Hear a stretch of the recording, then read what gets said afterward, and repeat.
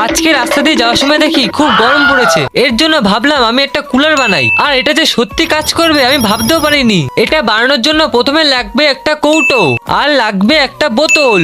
এবার এই কৌটোর ঢাকনা খুলে এই ঢাকনার উপর এইভাবে দাগ দিয়ে নিতে হবে। এবার একটা তাতাল দিয়ে এগুলোকে ভালো করে ফুটো করে নিয়ে এবার এর উপরে আঠা দিয়ে মোটরটাকে আটকে নিতে হবে। এবার বোতলটাকে দুপাশে কাটার পর বোতলের মাঝখানে অংশটাকে নিতে হবে।